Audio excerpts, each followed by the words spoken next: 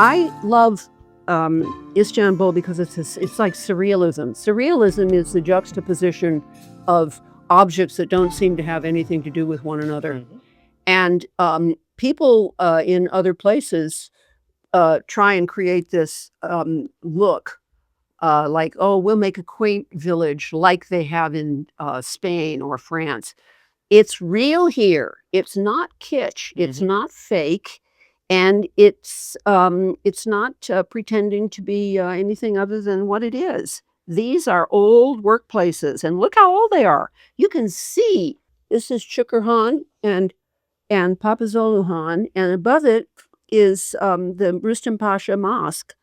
And then this brand new car in front, and of course, because it's Istanbul, a cat. Now this just drew itself. I was going to the market, and I stopped and I spent, I think this one took about 4 or 5 hours because drawing something tiny takes even longer than drawing something big.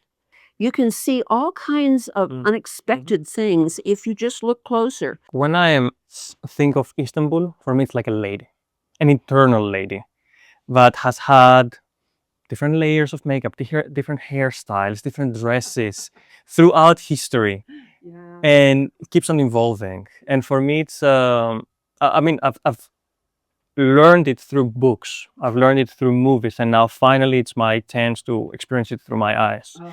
through the stories you say, through the stories everybody says. Mhm.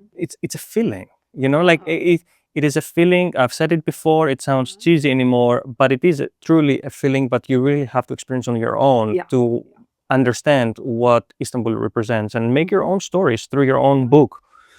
Well, the spirit of Constantinople was always represented by a bronze woman sitting like this. I've seen her in many museums, and she's a great lady, and she's sitting there, in all of these voluminous clothing. Now, the modern Istanbul, look at the Ataturk. Ataturk is on every piece of money all over. There's a reason for that, because he brought Istanbul, well, he brought it into the 20th century.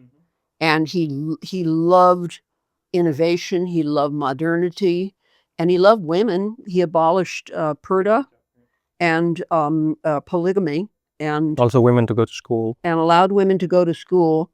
He was very much on the contribution that women make to any culture. I went to Pergamum. It's a day trip from here with a friend, and she just dropped me on the top of the mountain. And I was wandering around up there. I met these two girls, and they're young Turkish girls, and I sadly did not write down their names. And they were about 15, I'd say, and they were so excited to be in this ancient city. They wanted to know the history, which I know a little tiny bit of the history, pre-Alexander the Great, Greek, Roman. But these girls were down in the theater, which you can see how steep it is. I couldn't get down there. I was down there years ago. So I hear giggling in the stairwell, and I waited, and sure enough, here they came. And I said, "How was it down there?" And they said, "Wonderful."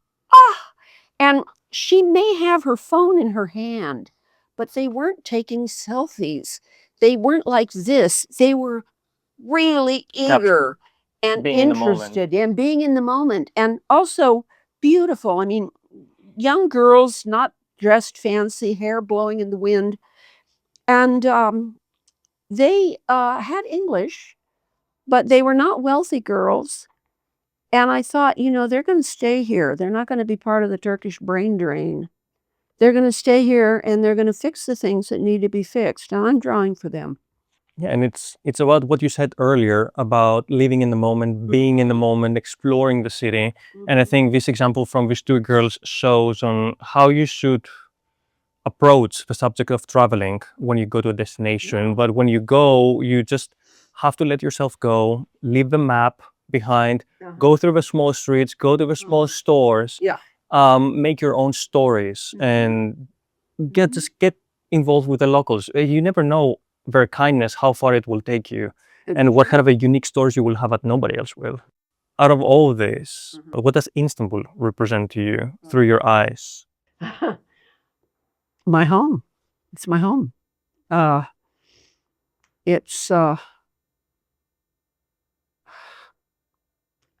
It's it's a door that keeps opening. You know, it just keeps opening, and I keep walking through it, and I think I know it, and I don't. There's always Yeah. in your story. Cynthia, do you have any closing words? Oh gosh. Well, I I don't know what to say. It left me speechless. So I had to draw its picture because I couldn't describe it any other way. Thank you. Thank you for your time. Thanks. I really appreciate the time you put in and opening your house for us and showing us all the drawings and getting a glimpse of your life story in this hour. Lots of fun. It will always stay with me. So a part of your drawing will always be with me. You've been wonderful. Thank you. Thank you.